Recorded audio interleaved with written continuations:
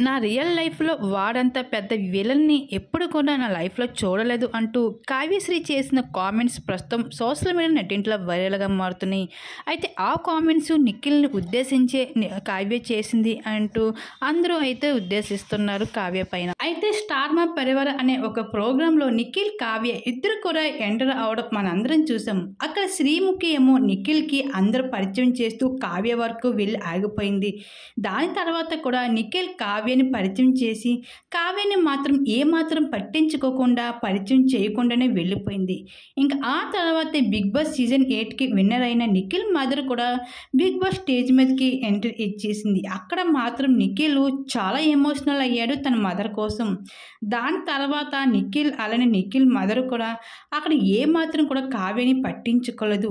అసలు కావ్యశ్రీని చూడలేదు అనుకుంటూ ఉన్నారు. కానీ కావ్య మాత్రం అక్కడ చాలా ఎమోషనల్ అయ్యిందని చెప్పుకోవాలి. అలాగే బిగ్ బాస్ హౌస్లో నిఖిల్ ఉన్నప్పుడు కావ్యశ్రీ కోసం ఎంతలాగా ఎమోషనల్ అయ్యాడో మనందరం చూసాం. నేను బిగ్ బాస్ హౌస్ నుంచి బయటికి వెళ్ళిన తర్వాత కావ్యని తప్పకుండా కలుస్తాను అని చెప్పినట్లు అయితే ఇంక బయటకు వచ్చిన తర్వాత నిఖిల్ అయితే కావ్యని అసలు పట్టించుకోలేదని చెప్పుకోవచ్చు.